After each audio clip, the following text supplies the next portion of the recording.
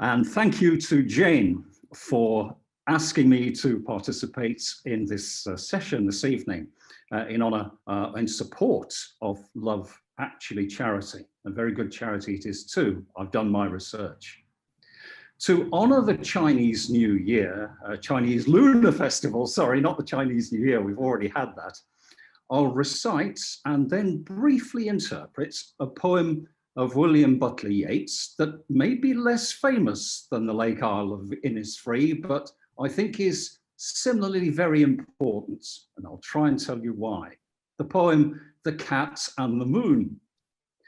Now, the poem was written over 100 years ago in 1917, when Yeats was staying with the love of his life, Maud Gonne, in Normandy in France, and her daughter was there as well. The Gonne family had a black Persian cat, and the cat's name was Minalouche. You know, you'll hear that name, Minalouche, in the poem. So the poem is based around a real cat. Now, Jackie, nobody wants to see me anymore. Could you please show us the picture, a beautiful illustration by Shona MacDonald, as I recite the poem, The Cat and the Moon. The cat went here and there, and the moon spun round like a top. And the nearest kin of the moon, the creeping cat, looked up.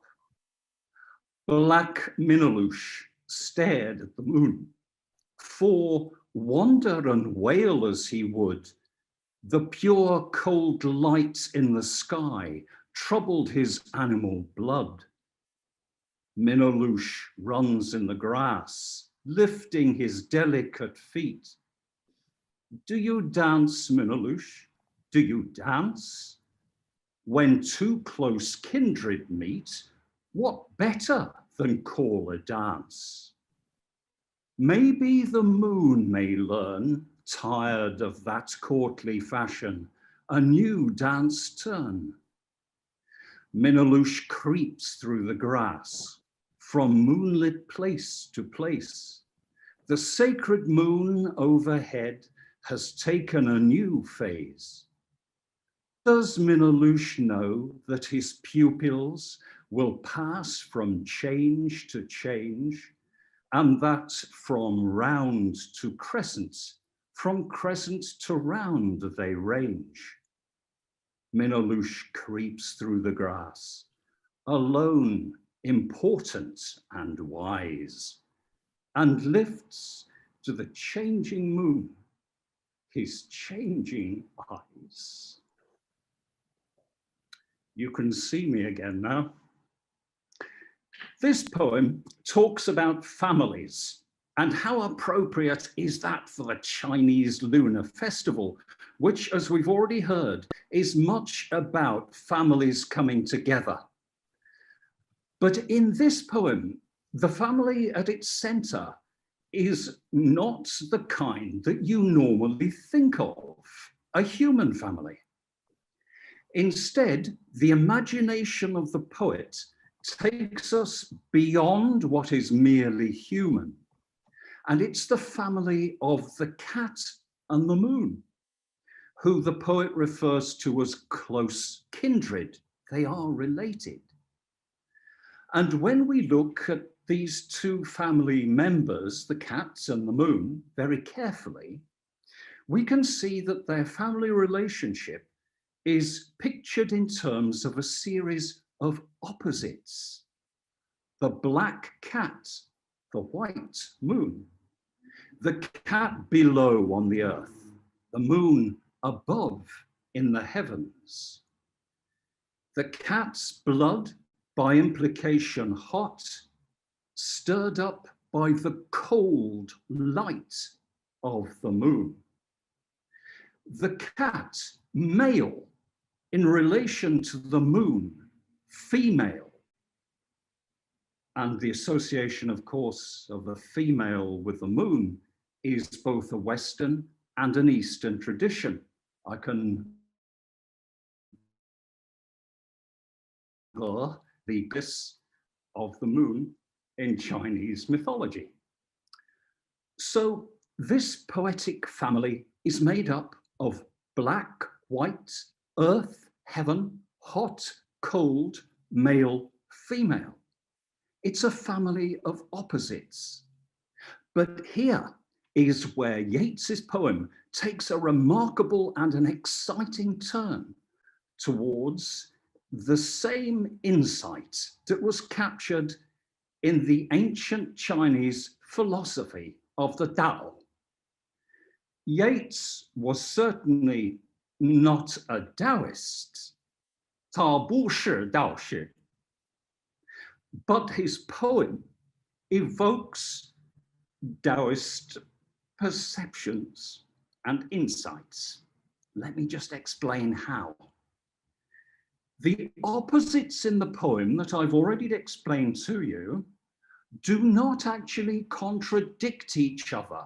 Instead, they complement and fulfill each other. They are in tension, but also they are in union. You see, there are elements of the cat in the moon and elements of the moon in the cat.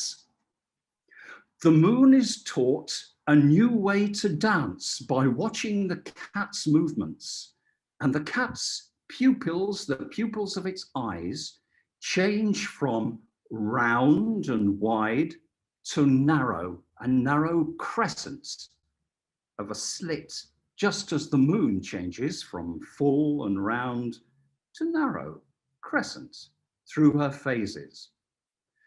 So in effect, we have here the perception, I would suggest, in Yeats of something that you'll be familiar with. If I can hold my phone, my glowing moonlight phone, you'll see the diagram of the yin-yang, the union of opposites. And here we have then a remarkable synergy in Yeats's poem, a perception in the West, of a perception also in the East, that though in tension, there is union. And I will conclude what I'm saying tonight with something very specifically Chinese. I am very, very passionate about Chinese ceramics. 我爱中国陶瓷. And let me show you this. This is a vase even older, not Song Dynasty, but even older than Yeats. This vase was made in China in the 17th century. You can see it's got decoration on it. If I hold it like this and then steadily turn it like this, you're going to see, I hope, if my fingers are not in the way, a cat looking at the moon. I hope you can see that. So here we have East and West coming together, a Chinese cat and the moon, an Eastern one, a Western cat and the moon in Yeats, and both of them members of the same family. 谢谢.